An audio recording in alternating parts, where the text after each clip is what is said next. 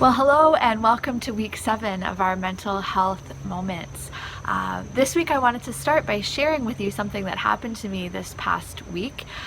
We have young kids and they are gearing up for back to school, and as part of that we've been reading through all of the emails and information that has been sent by the school board and by the kids' school. And as I was looking through things this week, I clicked on a video that the board had prepared, just showing what to expect when the kids get back to school. And so I think the intention of this video was to assure parents that there were all the right safety measures in place. And so there were images of kids thoroughly washing their hands and wearing their masks and staying spaced out as they entered the school building. And rather than a sense of reassurance, I found that I got hit with this wave of sadness, and not just a little bit of sadness, but like the tears just flowed. And for me, it was just this triggering moment of realizing the reality once again that things aren't normal, they aren't the way they used to be, and this return to school for my kids is, they're excited, they're looking forward to being back, but it will be very different, and the reality of that just hit me in a new way.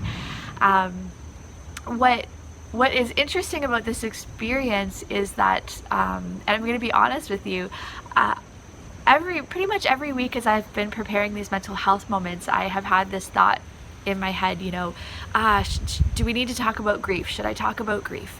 And what I came to each week was kind of thinking, well, in the beginning, when the pandemic first hit, absolutely, I think we were, as a society, collectively grieving.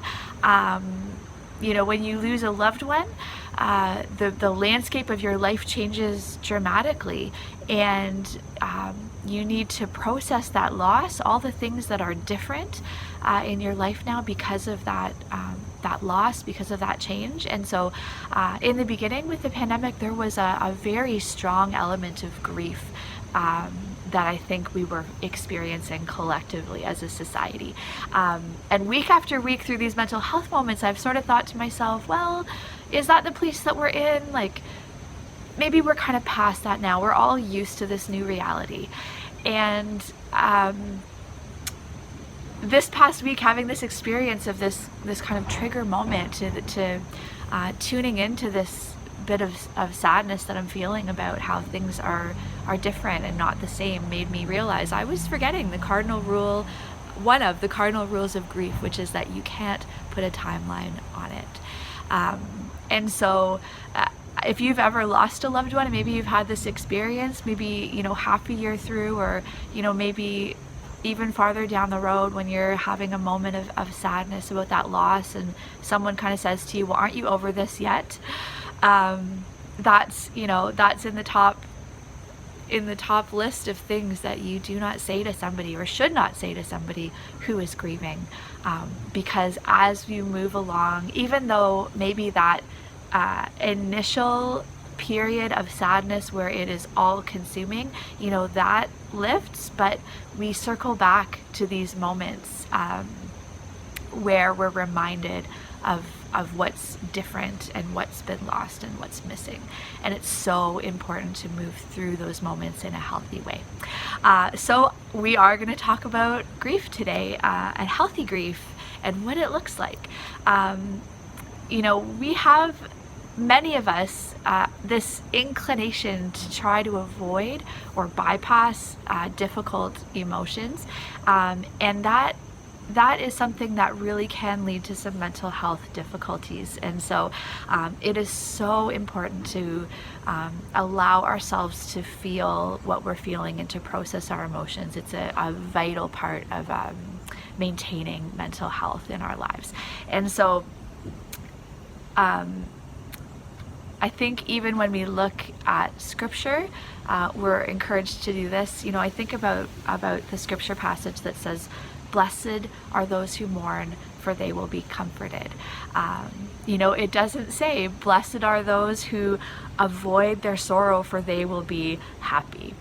I find it helpful sometimes to think about, some of these kind of painful emotions that we experience, like water through a garden hose. And if you can picture, turning on your garden hose and then clamping the hose shut, and you think about what happens is that water finds ways to leak out, and that's kind of the best case scenario. And the worst case scenario is that that things burst and the water just goes everywhere and it's a mess. And so our emotions are a lot like that. God, they were given to us to be experienced and to help us to move through life. The joys and the sorrows of life we're meant to experience. And so when we let that, the water through the garden hose just move as it's meant to and get released as it's meant to, then we don't remain stuck with it. We don't create that kind of, pressure cooker situation where things are gonna fly out where we don't mean them to. And so it's very important to sit with our sadness when these moments come. And often instead of that, we avoid by, all sorts of things, right? We kind of numb out in front of a screen, or we, people reach for maybe a glass of wine at the end of the day instead of kind of letting themselves sit with what they're going through. There are all sorts of ways, right? Like hopping on Amazon and doing some shopping. There are all these ways that we can kind of hijack our emotions and avoid feeling them. And none of these things are necessarily bad in and of themselves, but when we're using it as a way to cope, then what we're doing is just clamping that hose, and it will lead to increased difficulty along the road.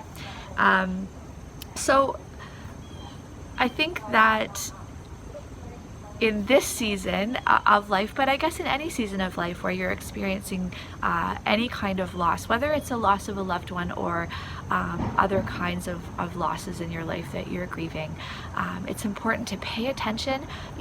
When a school board video moment comes along and it touches something inside of you, to pause and to don't kind of brush past that moment too quickly. Just let yourself feel it, let yourself process what it is that you're missing, what part of life has changed that you are feeling sad about in that moment. And that is kind of the cornerstone of grief work, I guess, if you will, is this idea of coming to terms with a new reality. And I think that's something that we've had to do over and over again in this pandemic, right? Because our expectations keep shifting, the reality keeps shifting, and there's a lot of uncertainty. And so as we come upon these moments of realizing, all right, I thought this was going to be done by now, but now, here's the reality for the fall.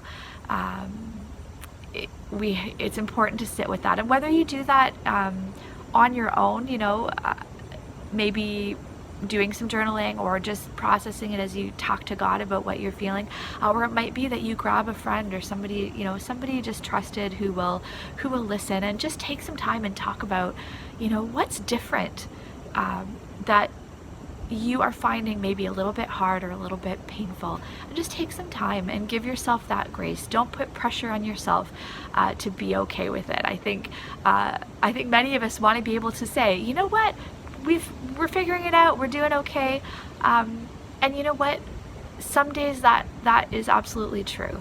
We're doing okay, we're finding our way through. And other days, if you have a tough moment or a tough day, give yourself that grace to know it's okay. And remember this promise that blessed are those who mourn, for they will be comforted. Because in these moments of difficulty and sadness, we reach for God in a unique way, and He responds to us in such a beautiful way. And so we have this opportunity. If we don't blow past our moments of grief and sadness and loss, we have this beautiful opportunity to enter into a moment with God where we can experience His comfort and His love in a profound and a powerful way. And so I hope that you will experience this in the season ahead. And I hope that you will not only, find your way through those moments of sadness and grief, but that you will also, as you sit with it and find your way to the other side of it, that you will find your way to joy. And that's another favorite scripture of mine. It says, weeping, this is Psalm 30, verse 5. It says, weeping may last through the night, but joy comes in the morning. God bless you, and I'll see you next week.